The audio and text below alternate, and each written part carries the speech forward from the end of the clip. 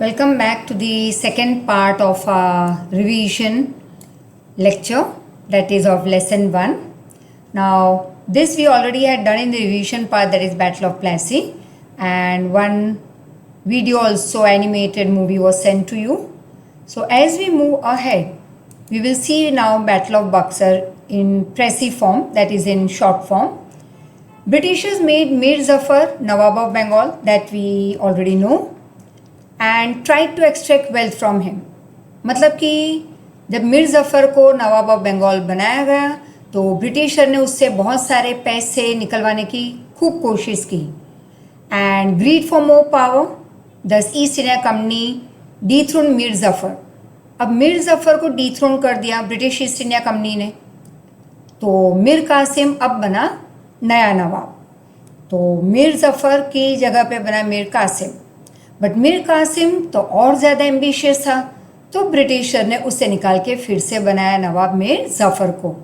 Mir Kasim to take revenge he took help of Nawab of Awadh, Shah Alam वो भी अवध में थे. तो तीनों ने मिलके unitedly they fought against Britishers. So who are this three parties?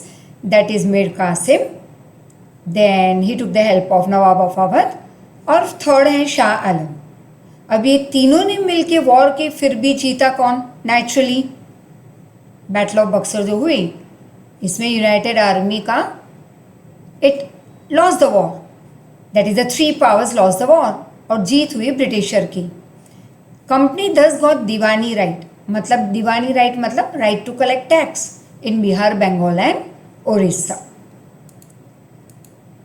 अब कंपनी का रूल एक्सपांड होता गया और ब्रिटिशर ने एक एक्ट पास किया जिसका नाम दिया गया regulating act in 1773.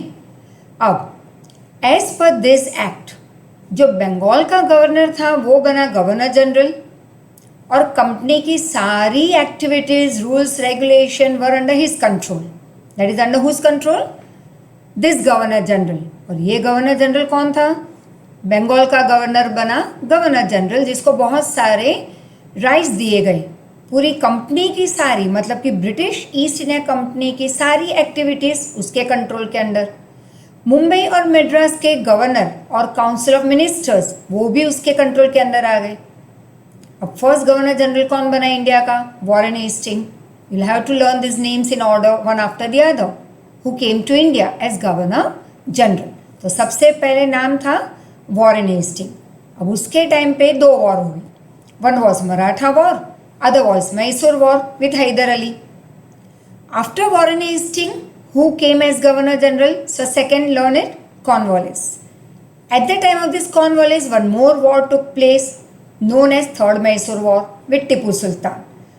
Tipu Sultan famous as tiger of Mysore. तो ब्रिटिश ईस्ट इंडिया कंपनी को पता चला कि टीपू सुल्तान के अगेंस्ट फाइट करना बहुत डिफ़िकल्ट था, तो उन्होंने दो पार्टियों को अपनी ओर कर लिया, दैट इज़ मराठास एंड निज़ाम. तो तीनों ने, ब्रिटिशर, मराठास, निज़ाम, तीनों ने मिलके टीपू सुल्तान को डिफीट करना चाहा. फाइनली टीपू सुल्तान को ये एग्रीमेंट साइन करनी पड़ी. So you can see over here the great Tipu sultan and governor general Warren Hastings. अब आफ्टर कॉर्नवालिस नया गवर्नर जनरल आए सर जॉन शोर. अब सर जॉन शोर बहुत ही ज़िद्दी थे, रिजिड थे, उनकी पॉलिसीज रिजिड थी. रिजिड मतलब very strong enough and people could not face it, they were not ready to accept it. तो और ये ज़िद्दी भी काफ़ी थे. तो उनकी जो पॉलिसीज थी सर जॉन शोर की इंडियंस के लिए, उससे लोग उसके दुश्मन बनने लगे. तो ईस्ट इंडिया कंपनी का जो नाम था वो डाउन होने लगा. मराठा स्ट्रॉन्गर होते गए एक साइड. अब सर जॉन शोर को वापस बुला लिया, उनकी जगह पे भेजा वेलेस्ली को as governor general of India. अब Wellesley was very smart. He introduce subsidiary alliance system. अब ये सब्सिडरी अलायंस सिस्टम मतलब व्हाट? कि काफ़ी सारी स्टेट्स ने उससे फ़ायदा समझ के एक्सेप्ट किया, लाइक मैसूर, अवध एट्सेट्रा. बाद में पता चला इन सब राजाओं को कि ये तो स्वीट पॉइजन है, मतलब एक ऐसा पॉइजन जो धीरे धीरे उनको मार रहा था, जो स्लोली ग्रेजुअली उनको डिस्ट्रॉय कर रहा था। लेकिन अब एसएएस तो साइन कर लिया उन्होंने। Sorry, so let's see now. This states will be provided companies trained army. अब जो भी ये एसएएस साइन करेगा, राइट, जो भी ये एसएएस साइन करेगा उसे क्या मिलेगा? This, sorry, SS. तो ये एसएस में ये रूल्स थे, दैट इज 1, 2, 3, 4 एंड 5। फर्स्ट था कि कंपनी अपनी आर्मी उनको देगी, उनकी खुद की आर्मी वो यूज़ नहीं करेंगे। सेकेंड, एटलीस्ट मतलब कम से कम एक ब्रिटिशर का रिप्रेजेंटेटिव होना चाहिए उनके कोर्ट में, दरबार में या स्टेट असेंबली। बाकी कोई भी कंट्री का रिप्रेजेंटेटिव वो नहीं रख सकते, it should be only a Britisher. Fourth, no signing of treaty by state without company's permission. बिना ब्रिटिश गवर्नमेंट, इंग्लिश गवर्नमेंट को पूछे ये स्टेट्स कभी भी कोई एग्रीमेंट साइन नहीं करेंगे, लाइक मेकिंग अ वॉर और पीस करना किसी स्टेट के साथ या ट्रेडिंग करना, बिजनेस करना, ये वो नहीं कर सकते थे, कंपनी की परमिशन चाहिए थी, राइट। और fifth, state accepting SAS, that is subsidy alliance system, will have to provide what for the army. अब ये आर्मी किसकी थी? ब्रिटिशर की, trained army, company's trained army. तो इस आर्मी की सैलरी, खाना पीना, रहना सब कौन प्रोवाइड करेगा? मैसूर, अवध, जिन्होंने ये एसएएस को एक्सेप्ट किया था, right. Now next, you can सी कैसे बड़े चंगुल में फंस गए बेचारे। And this person is like ना, जैसे सर्कस में होते हैं टाइगर और सबको ट्रेन करने वाला, उनके हाथ में जो चाबुक रहती है। सो दिस मैन वेलेस्ली और ये बेचारे सारे स्वीट पॉइजन को अपना एडवांटेज मान के उन्होंने जो ऐसे साइन किया था, तो इस नेट में फंस गए, चंगुल में फंस गए। अब ये चंगुल किसका था? Wellesley, right. So as we go ahead, let's see once again in short. SAS, sweet poison, started by Wellesley. अब इसके थ्रू इन्होंने बहुत सारे राजा महाराजाओं के प्रोविंसेस मतलब एरियाज उन्होंने एनेक्स कर लिए, ऐड कर लिए अपने प्रॉपर्टी में, ब्रिटिश प्रॉपर्टी में।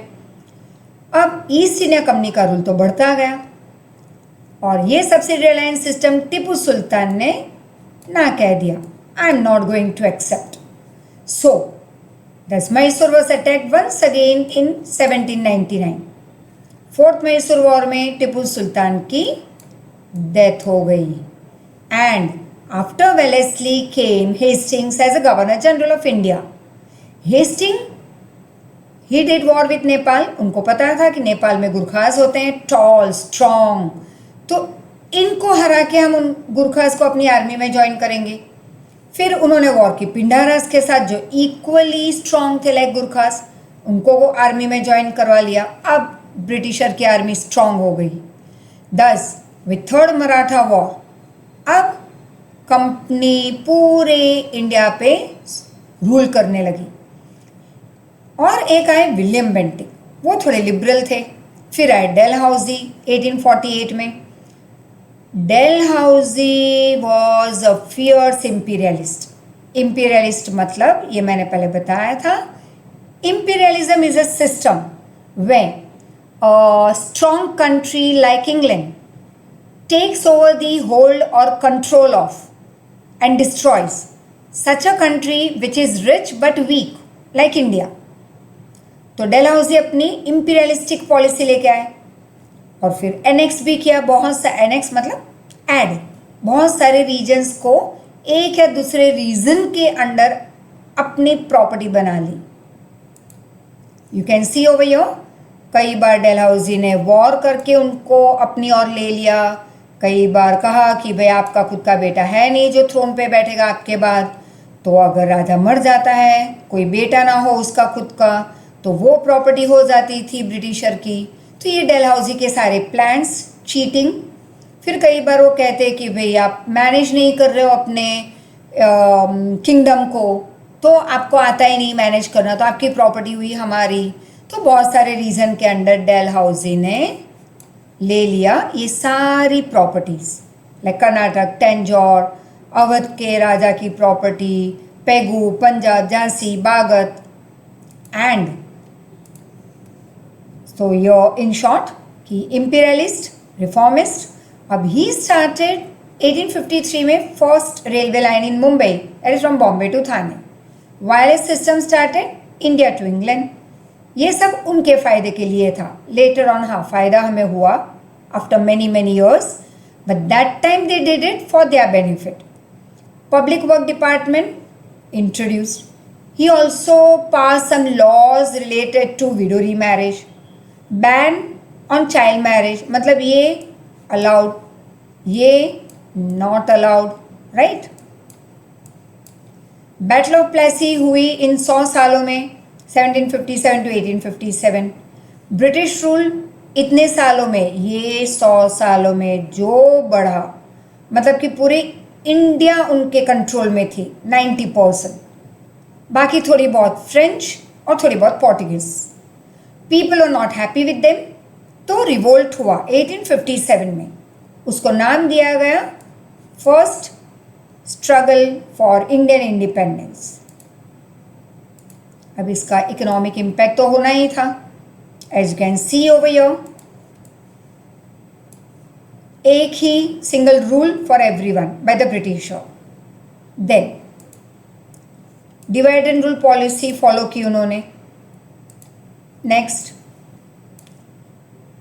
इंग्लैंड में इंडस्ट्री स्टार्ट हो चुकी थी इन द 18th सेंचुरी, मतलब 1700 टू 1799। उसका एक नेगेटिव इम्पैक्ट, नेगेटिव इम्पैक्ट मतलब व्हाट? नेगेटिव इम्पैक्ट मतलब एडवर्सली अफेक्टेड, मतलब उसका इफेक्ट बहुत गलत हुआ हमारे इंडियन इंडस्ट्रीज पे, like cottage industry, homemade product जो बनाते थे, उस पे बहुत नेगेटिव इम्पैक्ट हुआ। अब हुआ ये, you can see over here कि जोर शोर से काम यहाँ पे चल रहा है, लेकिन हमारी इंडस्ट्रीज लॉस में जा रही थी। ब्रिटिश रॉ मटेरियल इंडिया से ले आते चीपर रेट, वहीं पे अपनी फैक्ट्री में बनाते इंग्लैंड में, हमें वापस आके वही प्रोडक्ट बेचते। अब होता क्या, हम अगर कुछ हमारी कंट्री में कॉटेज इंडस्ट्री में या स्मॉल इंडस्ट्री में जो बनाते थे, तो वो हम 10 रुपये में बेचते। वही चीज़ वो मशीन थ्रू बना के हमें 5 रुपये में बेचने लगे। तो ये भी एक रीज़न था कि कई लोग हमारे इंडियंस ऐसे थे जिनको हमारा प्रोडक्ट महंगा लगने लगा, और उनका मशीन मेड प्रोडक्ट जो लॉट में प्रोड्यूस हो रहा था तो वो सस्ते में बेच ही सकते थे, तो उन्होंने हमें सस्ते में बेचा, तो हमारे लोग भी वो खरीदने लगे। तो हमारी इंडस्ट्रीज का लॉस हुआ है यहाँ पे on a large scale. You can C handmade products of India could not compete with the machine made cheaper goods of Britishers। तो रिजल्ट क्या हुआ, हमारी जो इंडियन इंडस्ट्रीज थी क्लोज डाउन, और बहुत लोगों का काम रुकने लगा। भूखे मर रहे थे लोग, काम छूट रहा था उनका, गरीबी आ गई थी। फिर गवर्नमेंट लैंड रेवेन्यू सिस्टम भी ले आई थी। तब British had a primary intention मतलब मेन मोटो, मेन गोल क्या था ब्रिटिश का? Always to make profit and finally conquer the huge area of India. उनको दो ही काम करने थे, इंडिया को अपना बनाना था, प्रॉफिट करते रहो। सो दे नीडेड मनी, खुद के प्रोजेक्ट को फाइनेंस करने और खुद का एडमिनिस्ट्रेशन आगे बढ़ाने। बहुत पैसे की जरूरत पड़ी उनको, तो इंडिया को बनाया टारगेट उन्होंने। देयरफॉर दे इंट्रोड्यूस बहुत सारे टैक्सेस, और फार्मर्स के पास बहुत ही strict laws and rules follow करवा के लैंड रेवेन्यू कलेक्ट करने लगे, मतलब tax. And The British introduced this new system of collecting tax and the right to land ownership was taken away from the farmers. Farmers की खुद की ज़मीन उनकी नहीं रही, अब वो हो चुकी थी ब्रिटिशर की. अब टैक्स भी कैसा लगाया? Lots of cheating they did. ये टैक्स लैंड पे ऐसे फिक्स होता था कि इस एरिया पे नहीं कि यहाँ पे कितना ग्रो हुआ, क्योंकि कई साल ऐसे गए जहाँ पे ग्रो इतने ही मतलब बहुत कम ग्रो होता था, तो वो नहीं देखते थे भाई कम ग्रो किया तो अब टैक्स मत पे करो. एरिया कितना है, आप ग्रो करो या ना करो, बारिश हो या ना हो, एरिया के हिसाब से आपको टैक्स पे हर साल करना ही है. तो ये एक चीटिंग हुई ब्रिटिशर की. तो फार्मर्स हमारे पॉवर्टी में चले गए और ये लेके आए थे zamindari system in Bengal, Bihar and Orissa, that is Lord Cornwallis. अब जमींदार का काम क्या था यहाँ पे? बस टैक्स कलेक्ट करते रहो फार्मर के पास, उसका एक हिस्सा गवर्नमेंट को दे दो, ब्रिटिशर को, बाकी का खुद मौज मजे उड़ाओ. So zamindar collected more taxes, paid the government only a part of it, rest he used to enjoy luxurious life. तो इकोनॉमिक इम्पैक्ट मतलब बिजनेस में क्या फर्क आया? इंडिया इन एंशिएंट टाइम, पुराने सालों में, सेंचुरीज बैक, लोगों के वर्ल्ड में, जैसे हम कह सकते हैं वर्ल्ड में इंडिया की पोजीशन बहुत ही एनविएबल थी. मतलब you can say people is to envy, feel jealous, my god what a rich country. मतलब सब कुछ था हमारे पास. 100 years of British rule destroyed us. हम क्या बन के रह गए? Just providing raw material to Britishers, और फिर उन्हीं के फिनिश्ड प्रोडक्ट के हम मार्केट बन गए, आके हम ही को बेचते. बंगाल तो बहुत फेमस था, muslin, jute etcetera. 1708 to 1756 Bengal उनको यही प्रोवाइड करता रहा. अब बंगाल जो बहुत रिच था, वो उसकी जो शाइन थी मसलिन जूट की वजह से वो डिस्ट्रॉय हो गई. And this was due to dual policy. Dual policy मतलब द्विमुखी शासन. मतलब कि ब्रिटिशर का काम क्या था? टैक्स कलेक्ट करना. लोगों की वेलफेयर का काम किसे दिया गया? लोगों की जो भी प्रॉब्लम्स थी अपने सोसाइटी में, तो नवाब के या राजा के पास जाते. मतलब दो रूल थे कॉमन लोगों के लिए, टैक्स ब्रिटिशर को, प्रॉब्लम राजा के पास. मतलब ब्रिटिशर के पास पावर था लेकिन कोई रिस्पॉन्सिबिलिटी नहीं, नवाब के पास sorry responsibility but no power. अब इसे हम कहेंगे द्विमुखी शासन, ड्यूअल रूल, ड्यूअल पॉलिसी. अब ये अनफेयर रेवेन्यू कलेक्शन, अनफेयर मतलब ये गलत था, सही तो था ही नहीं. इंडियन फार्मर बनने लगा कर्जदार, that is debtor. Unfair taxes on Indian cloth industries, fraud, cheating, deceitful activities were carried out by Britishers. Indian industries were ruined. Bengal weavers को फोर्स किया गया कि आपको कॉन्ट्रैक्ट साइन करना है, कम पीरियड में, लिमिटेड टाइम में बहुत सारा वीविंग करके देना है कपड़ा, हैंड वीविंग. अब ये पॉसिबल था नहीं, तो उनको या तो मारा जाता चाबुक से, मतलब लैश, या प्रिजन. बिफोर कंपनीज अराइवल, इसके जब ब्रिटिशर नहीं थे तब यही सारे विलेजेस बहुत रिच, सेल्फ डिपेंडेंट, लेकिन बाद में डिस्ट्रॉयड, पुअर. हाँ, थोड़ा बहुत कुछ अच्छा भी हुआ था. First railway line Mumbai to Thane, steamer service India to England, ports were develop Mumbai, Chennai, Calcutta. लेकिन ये सब कुछ उनके फायदे के लिए उन्होंने डेवलप किया. अब लॉर्ड मैक्यूले ने सजेस्ट किया था कि हम इंग्लिश एजुकेशन ले आते हैं इंडिया में, और ये फाउंडेशन ले किया लॉर्ड विलियम बेंटिक ने, and he brought English education in a country. The British imparted western education to maintain their identity. उनको भी यहीं पे रहना था ब्रिटिशर को, ये उनकी सोच थी तब कि हम तो life long, centuries and centuries हम इंडिया में ही रहेंगे, इंडिया हमारा है. तो इस वजह से, इस सोच की वजह से वो एजुकेशन ले आए इंग्लिश में हमारे यहाँ। हाँ, थोड़ा बहुत रिलीजियस एजुकेशन वो लिमिटेड पोर्शन में अलाउ करते थे, जैसे पुरानी स्कूल्स और मद्रसास एट्सेट्रा। अब जैसे ही इंग्लिश में लिखी गई बुक्स, वहाँ के ऑथर्स और पोएट्स की लिखी गई बुक्स हमारे लोग यहाँ पे जब रीड करने लगे, तो ये थिंकिंग, रैशनल थिंकिंग बदलने लगी हमारी। एंड वेस्टर्न लिटरेचर काफ़ी हम पढ़ने लगे, उनकी सोच हम समझने लगे, and we revolted against the Britishers. Result you can see, Indian independence. फिर 3 कॉलेजेस स्टार्ट हुई, कैलकाटा, चेन्नई, मुंबई में। You can also see engineering college at Roorkee was started that time by Britishers. Charles Wood. Public education department was established as Charles Wood suggested that priority, that is importance, should be given to primary education. तो primary education को Charles Wood ने काफ़ी importance दिया, और social impact ये हुआ कि newspaper की वजह से लोगों में फ्रीडम उनको मिलने लगी ऑफ स्पीच एंड थॉट। मतलब वो भी अपनी सोच लिखने लगे, प्रेजेंट करने लगे न्यूज़पेपर में।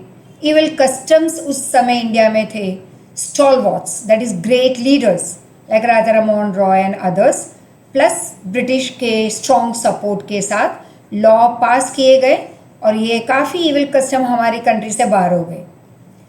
फिर सारे ऑफिशियल वर्क जो यहाँ पे ब्रिटिशर संभाल रहे थे, नेचुरली वो उनके आने के पहले जो छोटा मोटा जो गवर्नमेंट का काम था वो शायद हिंदी में था, बहुत कम इंग्लिश में होता था। लेकिन ब्रिटिशर अपने स्वार्थ के लिए पूरा एडमिनिस्ट्रेटिव डिपार्टमेंट एंग्लिसाइज्ड कर दिया, मतलब इंग्लिश में सारा काम होने लगा ऑफिस में। तो इसके लिए इंग्लिश पढ़े लिखे लोगों की, इंग्लिश की जानकारी वाले लोगों की ज़रूरत पड़ने लगी।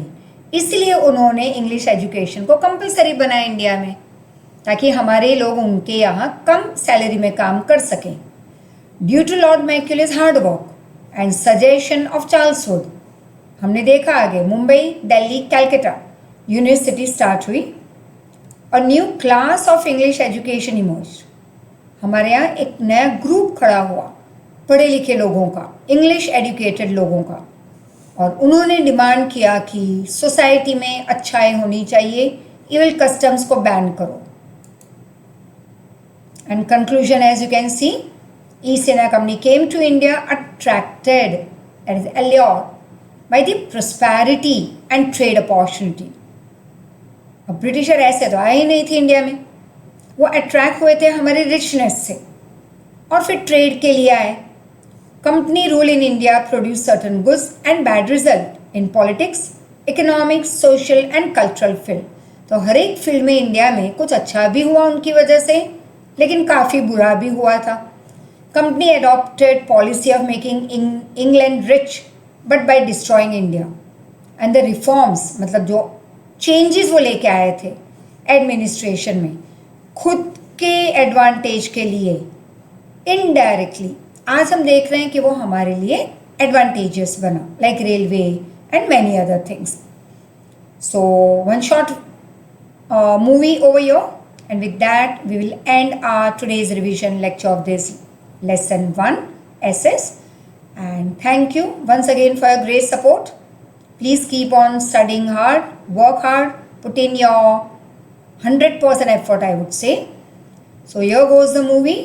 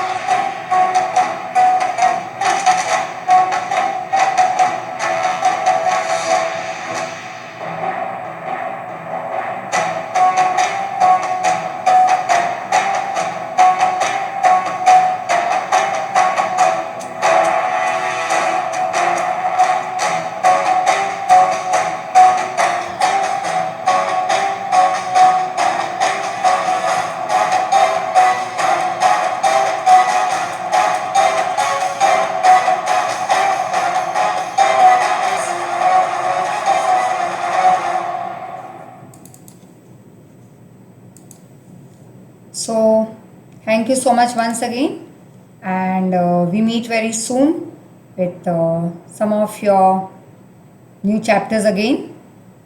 Thank you so much. Take care.